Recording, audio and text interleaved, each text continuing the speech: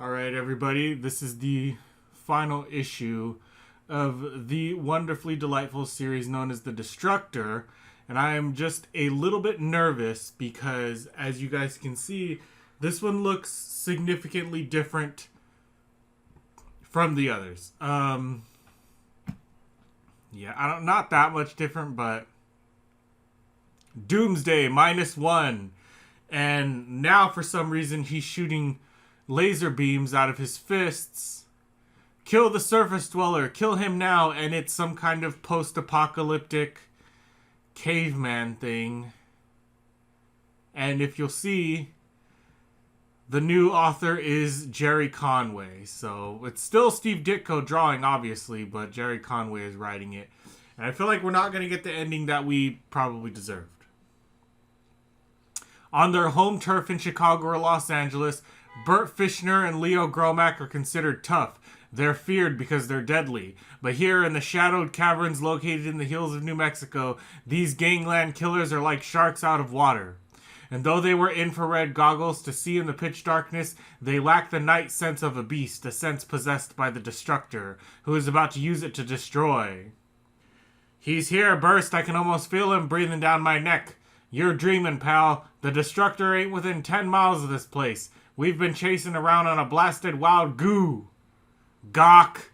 Looking for me, punks? Well, guess what? You found me, or rather, I found you. There I was, napping in one of the side tunnels, and you boys had to disturb me, clomping around like a pair of stormtroopers.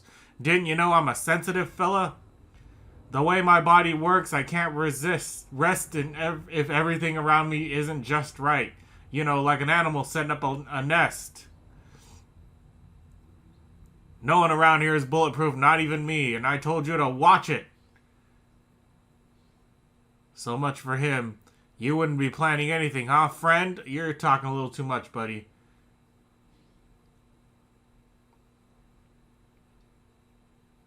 What is it? Oh, shit. That guy, Doomsday -1. Who got him? Who are you? We call ourselves the Outcast, Jay Hunter. You will remain exactly where you are, or my friend will have to demolecularize you as he has done to your enemy. And that would please neither the I nor myself. Nuts to you, pal, whoever you are. I didn't escape those clowns to end up your captive. If you want me, you gotta come and get me. Can't I? Just watch me. Short stuff. You may have a wacko eye blast, but I've got the powers of a beast, and that makes me the winner.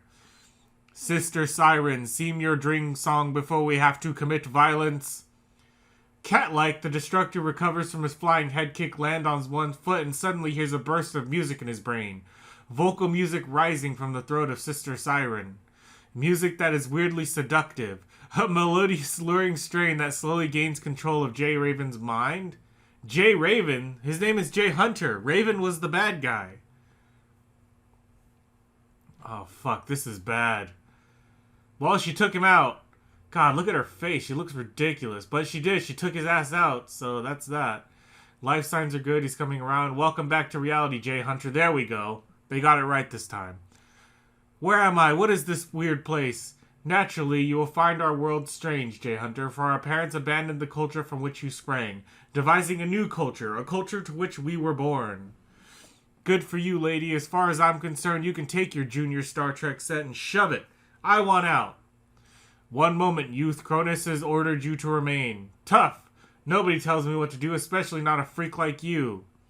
You will also strike a woman, Jay Hunter? Don't bet against it, baby. Yeah, that's my man. Knock her ass out.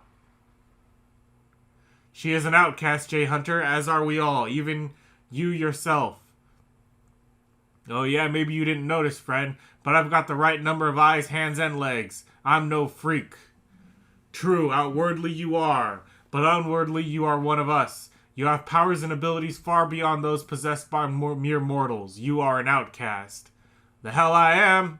Bam! Got him. What? Wait. Ooh, got him. Oh, God. What is all this shit? Oh, my God. Oh, my God. They're not going to finish the story, are they? This is just craziness. Soon, in the air car skimming high over the towers and domes of a bizarre underground city, a bewildered Jay Hunter listens to the man named Cronus explain the origin of the secret citadel. Our parents were scientists who disagreed with the nation's nuclear policy. They've built the first atom bomb in 1944. But naively, they believed the first bomb would also be the last. When the nation began to stockpile nuclear weapons, my parents and others equally concerned sought an alternative to living in a world of fear. They sought a place where they could live in peace and serenity. To this end, with the aid of a certain multimillionaire, they built this city, the secret citadel, where they intended to live in serene solitude. So what went wrong? I mentioned a multimillionaire, the man who financed the building of the citadel. His name is Abraham Caldwell III, and he was evil incarnate. Perhaps I'm not making myself clear, Professor Ross. It's not a matter of having a choice. After all, I'm financing this endeavor, and I intend to control its use. Besides, we're talking about a small experimental power plant, something to supply energy for the Citadel. I'm beginning to understand, Caldwell. You never had any interest in this experiment other than making money. You plan to exploit our dream for your own filthy profits. There's nothing filthy about money, Ross. I'm entitled to a fair return on my investment. Caldwell, you're slime. I agree. He should get a return on his investment. He shouldn't just give away all that money for free. It could be used for better things. If I thought you were the way, we could proceed without you. But there isn't. You need me, Professor, and I need you. Within the next quarter century, oil will become more expensive as natural resources run out. Society will have to turn to atomic energy. And I intend to get a head start on the development of nuclear power plants. A head start which you will provide for me. In a way, Professor, we're both visionaries. You see the future you wish to escape, while I see the future and wish to exploit it. Every man for his own vice, eh, Professor? Yeah. That's good. I mean, at least he's being honest. Damn, that man has ruined everything. What's the point? The point, my God, Andrew. The point is survival. Without life, we can't grow. We can't affect the world. We can't help. Giving up because of a momentary interference isn't the answer, Andrew. We have to stay and fight. And they did stay, and they did. Why am I reading this? This has nothing to do with the Destructor. It has nothing to do with Big Mike Brand. It has nothing to do with the Syndicate or the Combine. It has nothing to do with anything. They fucked it, dude. They fucked it up. Atlas Comics fucks up everything. They did stay and they did fight, but to no avail. The power plant was built. It was built badly. Much that science now knows about controlling nuclear fission was not known then. The plant leaked radioactivity, and the radioactivity affected the Citadel builders and inhabitants. It affected their genes, as the genes of the Hiroshima survivors had been affected. And instead of normal children, the scientists, citizens of the Citadel, produced monsters. These infants were possessed of mighty powers. But at the time, this was unknown. All the Citadel dwellers knew was that by obeying Caldwell's commands, they had given birth to freaks. There were 54 births all that year, and all were abnormal. When Caldwell arrived for the progress report in December of 1956, he was met by delegation. They attacked him, and apparently they killed... Oh, God.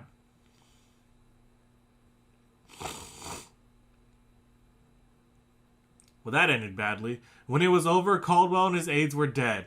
My parents and their companions were sickened by what had happened and vowed to surrender peacefully when the law arrived in search of Caldwell.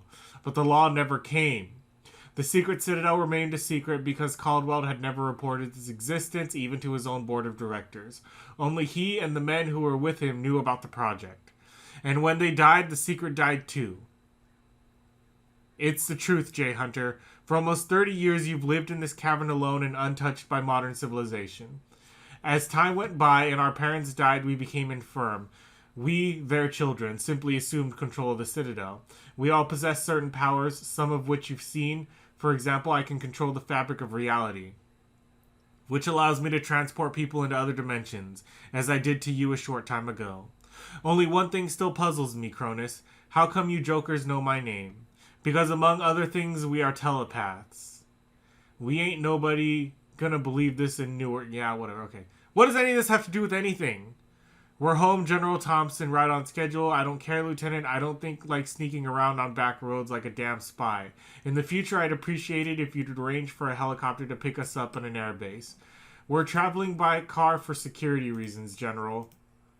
You know, underground nuclear testing has been banned. Who's talking about? We can't afford to let anyone get wind of this test, especially members of Congress. I suppose you're right, Lieutenant, but I still don't like it. Yes, it's all weird, but maybe it's fate that I stumbled across this, the more I think about it, the more I realize. You people are like me. We're all misfits. Heck, until my father got killed because of my underworld connections, I thought the whole world was out to get me. Now I understand better. You've got to give people a chance. Some people, Jay Hunter, but only some. Okay, Jay Hunter opens his mouth to questions, but instead he screams. What's happening, Jay cries, but his shouts is lost in the long shuddering vibration that passes through the tower. A shockwave of earthquake proportions radiates across the breadth of the secret citadel, smashing towers, buffeting air cars. Issuing from one wall of the vast cavern beyond which 10-mile distance an atomic bomb explodes, and watching the miniature sun from a specially reinforced window in the cavern wall. Magnificent, Lieutenant. You men here at Sub-Earth Base 1 have done a tremendous job. Thank you, General. 10 miles, by some standards, quite distance but the measuring stick of radiation moving at the speed of light. 10 miles is no distance at all. Something's tearing up my gut. What is it? Radiation, beta and gamma radiation. No shield can stop it. It's bathing us. I feel like I'm burning up with fever. This stuff must be activating the chemical in my bloodstream. The chemical that made me the Destructor. It's burning. I can hardly move.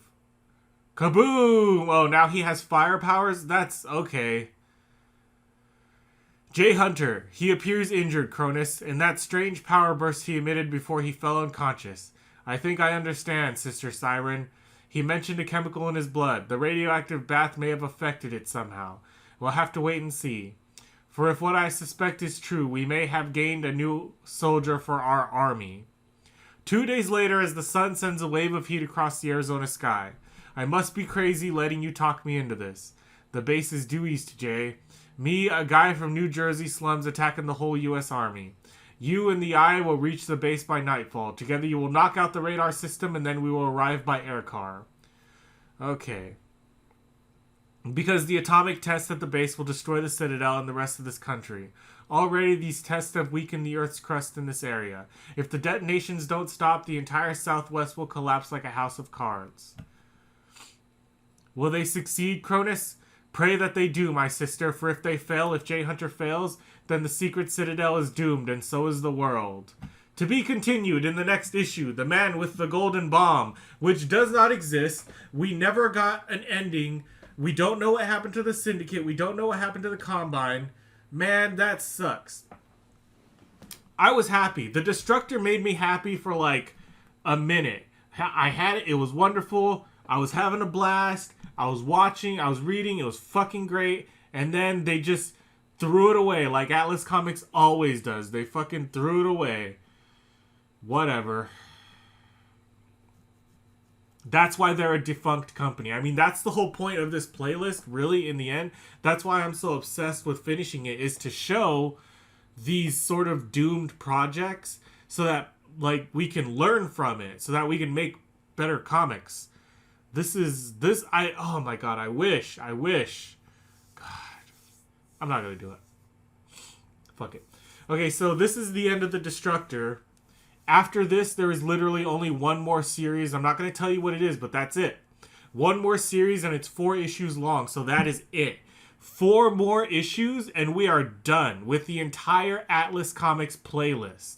So, stay tuned. I know some of you guys are probably really bored by this at this point, but just stay tuned. 4 more, and then we're done, and then I'll move on to other things. I've got some cool stuff planned for Christmas, so Christmas comics. So stay tuned for that, but for now, that's the end of this comic. If you liked reading this comic, if you want to read more comics with me, like the video, subscribe to the channel, and donate to my Patreon. And don't forget, until next time, nerds, stay heroic.